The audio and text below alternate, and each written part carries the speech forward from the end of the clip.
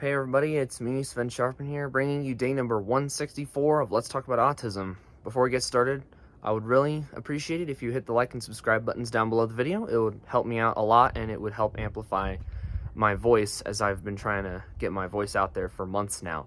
But in today's video, I'll be talking about another cult that will most certainly go after folks on the spectrum if they haven't already. And we're talking about the Islamic Mafia. Now, I'm not saying all Muslims are like this, but a lot of them are.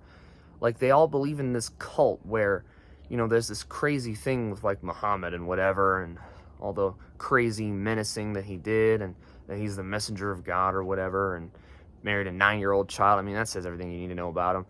But they think this guy's the messenger of God, and they say that anyone who doesn't think that deserves to die. That's another death cult that wants to kill their opponents. So, and we're talking about targeting of folks on the spectrum here. So the trans cult obviously does this, and they've captured tons of autistic minds.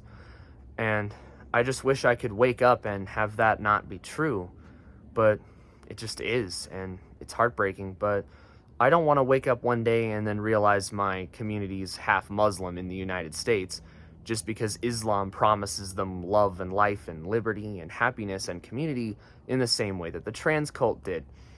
So we'll just call it persuasive jihad, or we could call it manipulative jihad.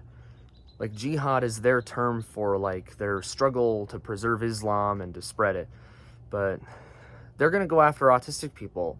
The trans cult saw us as vulnerable in the same way that I guess, how do you call them? A certain German regime saw a certain Russian regime. I've made this metaphor before with the trans cult targeting people on the autism spectrum. And I would say the Islamic cult wants to do the same thing. They can see, if they don't, certainly they already know how vulnerable we are. If they know how vulnerable we are, they're certainly going to promise all the things we want, just like the trans cult did, and then they're going to tell us that we're a part of them, and that they're the only answers to us, and that we can only be happy if we join them. And it's that crazy thing. It's the same sort of strategy, just with a different cult and a different mentality, a different world-dominating ideology. So that's our next biggest threat. It's already shown itself in the West, and you know, this is in the shadow of, you know, recent events, as well as the anniversary of other tragic events that were done by Muslim attackers, by the way. They attacked the Trade Center towers and knocked them down, which shows what they think about America, Americans, and American values. They hate us for us. And I wouldn't be surprised if this cult goes after the autistic population with its ideas and its indoctrination strategies to force us in so that they can use us to take over the world. And again, the reason we're vulnerable is because we don't have a movement of our own. There's no leadership, there's no faith, there's nothing for us. We don't really have anything. Like, we're the most forgotten community in the world. So if you look at the most forgotten community in the world, it's like, hey, we've got a bunch of potential followers here to exploit. So, trans cult did it, and I'm telling you right now, the Islamic cult's going to do the same thing.